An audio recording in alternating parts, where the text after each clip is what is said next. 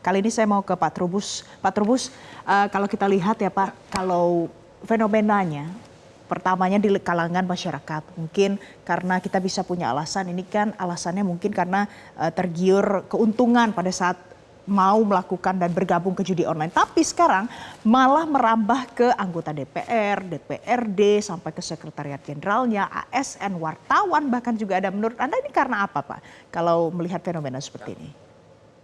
Iya, karena ini ada persoalan di mental budaya kita, Mbak. Itu budaya nerabas namanya. Jadi maunya instan cepat itu, Mbak. Ini yang menyebabkan mereka dalam hal ini berusaha untuk mendapatkan keuntungan. Karena di samping satu sisi kan ini persoalan penawaran permintaan. Yang menawarkan juga mengiming-imingi juga dahsyat, Mbak. Jadi hanya modal kecil kan. Modal 10.000 misalnya, akhirnya nanti dapat jutaan. Nah ini kan menyebabkan mereka berpikir ya ini cara yang paling cepat. Sehingga mental nerabas, mental instan itulah yang menjadi persoalan akar dari judi ini sulit diberantas, Mbak.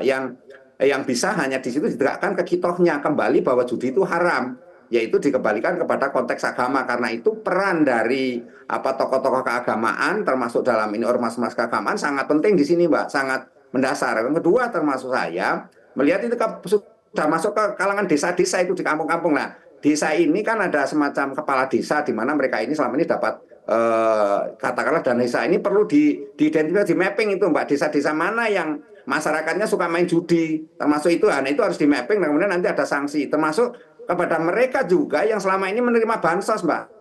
Di DTKS itu data kesehatan sosial itu kan sebenarnya hanya data mereka penerima bansos. Tetapi pengguna dari bansos itu apa digunakan untuk judi online itu kan sampai hari ini belum pemerintah sampai menyentuh ke sana. Dan dugaan itu sangat kuat sekali karena itu perlu ada aduan itu. Karena apa? Karena selama ini bansos itu ditransfer kepada kepala keluarga.